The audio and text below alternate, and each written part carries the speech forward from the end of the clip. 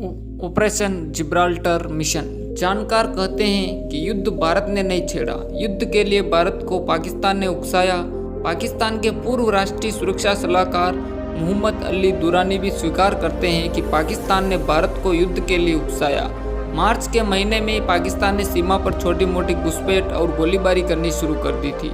तब ब्रिटेन की मध्यस्थता पर मामला सुलझ गया था, लेकिन पाकिस्तान के इरादे कुछ और ही थे। पाकिस्तान कश्मीर की जनता को अपने घुसपैठियों की मदद से भड़काकर भारत के खिलाफ विद्रोह करवाना चाहता था। उसने इस मिशन का नाम रखा ऑपरेशन जिब्राल्टर। 5 अगस्त को पाकिस्तान ने भारत के खिलाफ आधिकारिक तौर पर युद्ध छेड़ दिया। पाकिस्तान के 30-40 हजार सैनिक भारत की सीमा में घुस गए। पाकिस्तान को उम्मीद थी कि भारत को कश्मीर में घुसपैठियों से मुकाबला करने में उलझाकर वो कश्मीरियों को भ्रमित कर सकेगा। इस दौरान कश्मीरी जनता भी भारतीय सेना के खिलाफ विद्रोह कर देगी और कश्मीर का भारतीय हिस्सा भी पाकिस्तान के हाथ में आ जाएगा। भारत चीन से युद्ध हारने के बाद इस हालत में नहीं था कि फिर से एक युद्ध झेल सके। इसी चीज़ का फायदा पाकिस्तान ने उठाया। उसी दिन भारतीय सरकार को पाकिस्तानी सेना के कश्मीर में घुसने की खबर मिली। कश्मीरी बचाने की जुगत में भारतीय सेना ने भी जवाबी कार्य करते हुए अंतर्राष्ट्रीय नियंत्रण रेखा पार कर रहे घुसपैठियों पर हमला बोल दिया। एक तरफ पाकिस्तान के घुसपैठिए कश्मीर के रास्ते अंदर घुसते जा रहे थे, तो दूसरी तरफ भारतीय सेना पाकिस्तानी सैनिकों पर हमला कर रही थी। शुरुआत में भारतीय सेना को सफलता मिलती गई।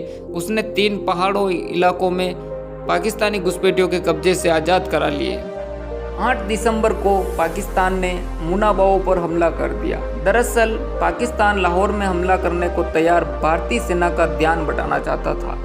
मुनाबाओ में पाकिस्तान को रोकने के लिए मराठा रेजिमेंट भेजी गई। मराठा सैनिकों ने जमकर पाकिस्तान का मुकाबला किया, लेकिन रसद की कमी और कम सैनिक होने के चलते मराठा सैनिक शहीद होने लगे। फलस्वरूप 10 दिसंबर को पाकिस्तान ने मुनाबाओ पर कब्जा कर लिया। खेमकरण पर कब्जे के बाद पाकिस्तान अमृतसर पर कब्जा करना चाहता था, लेकिन अपने देश में भारतीय सेना की बढ़त देखकर उसे कदम रोकने पड़े। 12 सितंबर तक जंग में कुछ ठहराव आया।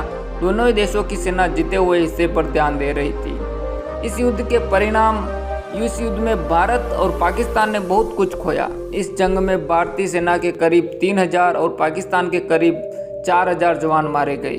भारत ने युद्ध में पाकिस्तान के 710 वर्ग किलोमीटर इलाके और पाकिस्तान ने भारत के 210 वर्ग किलोमीटर इलाके पर अपने अपने कब्जे कर लिए थे।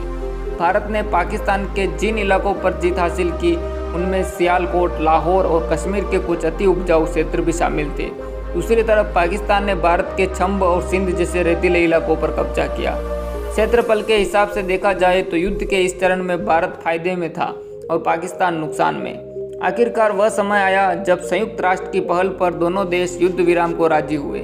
रूस के ताशकंद में भारतीय प्रधानमंत्री लाल बहादुर शास्त्री और पाकिस्तान के प्रधानमंत्री अयूब खां के बीच 11 जनवरी सन 1966 को समझौता हुआ। दोनों ने एक घोषणा पत्र पर हस्ताक्षर करके अपने विवादित मुद्दों को बातचीत से हल करने का भरोसा दिलाया और तय किया कि 25 फरवरी तक दोनों देश नियंत्रण रेखा अपनी सेना हटा लेंगे। दोनों देश इस बात पर राजी हुए कि 5 अगस्त से पहले की स्थिति का पालन करेंगे और जीती हुई जमीन से कब्जा छोड़ देंगे। ताशकंद समझौते कुछ ही घंटों बाद शास्त्री जी की रहस्यमय तरीके से मौत हो गई। आधिकारिक तौर पर कहा गया कि ताशकंद की भयंकर सर्दी के चलते शास्त्री जी को दिल का दौरा पड़ा, जबकि कुछ लोग ये भी दावा करते हैं कि षड्यंत्र के जरिए उनकी हत्या की गई। कुछ जानकार यह भी संभावना जताते हैं कि भारत पाकिस्तान समझौते में कुछ मसलों पर आम राय कायम न होने के चलते शास्त्री जी तनाव में आ गए और उन्हें दिल का दौरा पड़ा।